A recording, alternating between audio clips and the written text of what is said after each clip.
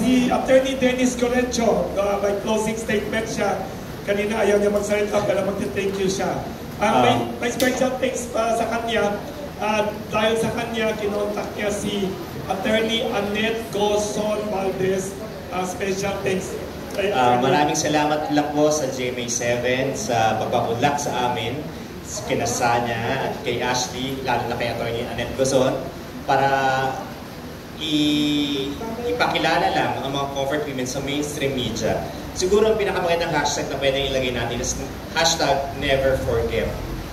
Isa yan sa panawagan po ng CEDAW na ilagay sa historical inclusion, na magkaroon ng historical inclusion yung kasaysayan natin mga comfort women. And kami yung lagi nasasabi na huwag nyo kalilimutan na isang kabanata na ating kasaysayan, yung madilim na karanasan ng ating mga comfort women na binigyang buhay ni na Ashley at ni Sanya.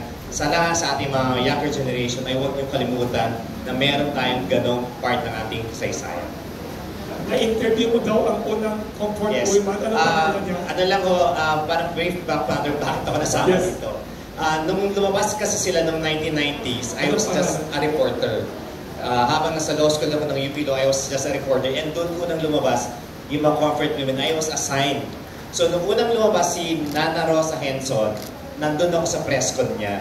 And after that, sinundan ko yung kanilang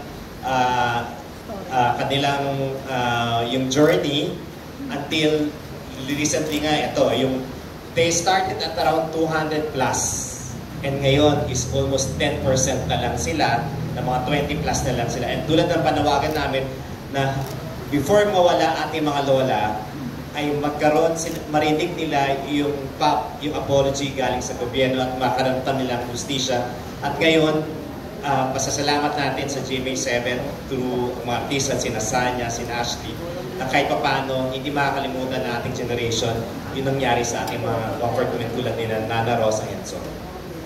Thank you.